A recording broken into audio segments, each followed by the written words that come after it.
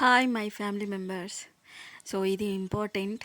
నా లైఫ్లో చేంజ్ అయిన డే, నా లైఫ్లో చేంజ్ అయిన మూమెంట్స్ అంటే ఇవే.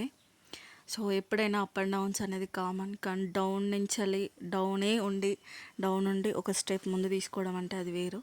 సింగిల్ పేరెంట్గా చాలా కష్టపడడం, అది ఇంకా ఏ ఫ్యామిలీ సపోర్ట్ లేకుండా చూసుకోవడం ఇది వేరు. కానీ ఎప్పుడైనా ఒక విషయం గుర్తుపెట్టుకోండి, మ్యారేజ్ అయిన తర్వాత ఒక అమ్మాయి వాళ్ళ ఫ్యామిలీ నుంచి మీ ఇంటికి వచ్చి అందరిని వదిలేసుకొని వస్తుంది అని అంటే, దయచేసి అమ్మాయి మీ గురించి ఆలోచిస్తుంది, మీ గురించి ఉంటుంది.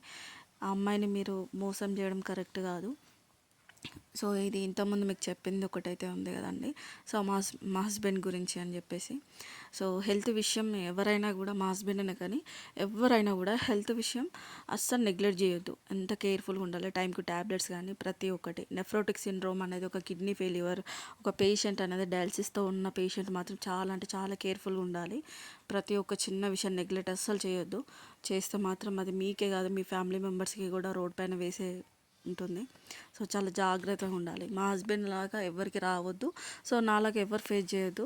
సో సింగిల్ పేరెంట్గా ఒక అప్ అండ్ డౌన్ నుంచి ఒక ముందుకు ఎలా వెళ్ళడం అనేది, చిన్న చిన్న హ్యాపీనెస్ని ఇలా పాప రూపంలో చూసుకుంటూ, తన స్కూల్ డేస్ కానీ ప్రతి ఒక్కటి డే బై డే డైల్స్కి వెళ్తూ, ఇలా ఫ్యామిలీ మెంబర్స్తో టైం ఉన్నప్పుడు పిల్లలను చూస్తూ, ఏదైనా ఒక పేషెంట్ నువ్వు బాగలేదు, నువ్వు బాగుండవు, నువ్వు రోగి ఇది అని మనం ఎప్పుడంటే ఎవ్వరు అప్సెట్ చేయొద్దు. తనకి ఎప్పుడైనా నేనున్నాను, నేను నీ జీవితాంతం ఉంటాను, తనకు ఒక సపోర్ట్ అనేది మెయిన్ ఇంపార్టెంట్ ఎప్పుడైనా. చూడండి, మా హస్బెండ్ అయితే చిన్న పిల్లగాల్లాగా ఆడుకుంటారు. నాకు చాలా అంటే చాలా ఇష్టం. ఇలా కిడ్ లాగా పర్లేదు, ఎందుకంటే తన హెల్త్ బాగాలేదు. తన హెల్త్ బాగుంటే మాత్రం నాకు చాలా అంటే చాలా సపోర్ట్ చేస్తాడు. తన హెల్త్ బాగాలేకపోయినా కూడా నాకు ఎంతో సపోర్ట్ చేసుకుంటూ వచ్చాడు. కాకపోతే కొన్ని ఉంటుంది కదా, ఒక్కొక్క ఫ్యామిలీలో ఒక్కొక్క మెంబర్ మొండితనం అనేది. సో ఏంటిది మనం చూస్తూ ఉంటాం. ఇప్పుడు నర్సింగ్ హాస్పిటల్ ఫీల్డ్ ఉన్న వాళ్ళైతే అందరికీ తెలుస్తుంది ఏ పేషెంట్ ఎలా సీరియస్గా ఉంటారు అని చెప్పేసి. కొందరికి ఏంటిదంటే అనుభవం తిన్న వాళ్ళకు తెలిసిపోతుంది కావచ్చు, ఎలా ఉండిపోతాము. కానీ నా జీవితంలో మారిపోయింది ఒక్కరోజు. ఆ ఒక్కరోజు వచ్చేసింది ఊహించండి. మళ్ళీ సీజర్స్ అటాక్ అయిపోయి హెల్త్ బాగాలేక హాస్పిటల్ తరఫు నుంచి కూడా అన్ని ఫేక్ హాస్పిటల్స్, గవర్నమెంట్ కానీ ప్రైవేట్ కానీ. నేను చెప్తున్నాను, ఒక్కరినని నేను ఇక్కడ పాయింట్ ఆఫ్ చేసి అనట్లేదు. ఒకరు మంచి ట్రీట్మెంట్ చేశారు అని చెప్పేసి ఇంకొకరు చేయట్లేదని కాదు. నేను 6 months నుంచి మా హస్బెండ్ పట్టుకొని నేను ట్రావెల్ చేశాను కాబట్టి ప్రతి ఒక్కటి హాస్పిటల్ వాళ్ళే చూసుకోవాలని పెట్టుకోకండి. ఎందుకంటే ఫ్యామిలీ సైడ్ నుంచి కూడా, ఫ్యామిలీ వాళ్ళది కూడా 95% వాళ్ళకి తెలిసి ఉండాలి మెడికల్ ఫీల్డ్ ఎలా ఉంటుంది ఏంటి, మన ఫ్యామిలీకి మనం ఎలా సపోర్ట్ చేసుకుంటే బాగుంటుంది, ఏ విధంగా తన సైకలాజికల్ సపోర్ట్ అనేది మెయిన్ ఇంపార్టెంట్. ఏ పేషెంట్కైనా, కనీసం జ్వరం వచ్చిన పేషెంట్ కూడా అంతే.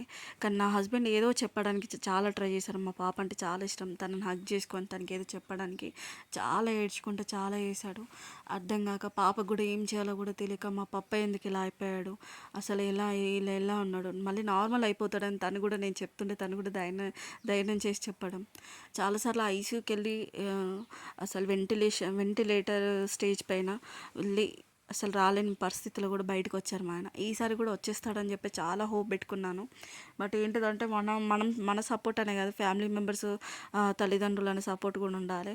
కానీ వాళ్ళు కూడా ఒక పేషెంట్ దగ్గర ఏదైతే మాట్లాడద్దో అదే మాట్లాడుతూ ఉంటారు. ఏంటిదనంటే ఇక ఉంటుంది కదా, అప్పులు అవుతున్నాయి ఇలా అలా అని చెప్పేసి. ఎప్పుడైనా పేషెంట్ దగ్గర డిస్కషన్ చేయకండి, ఆ పేషెంట్ ఇంకా సీరియస్ చేయకండి.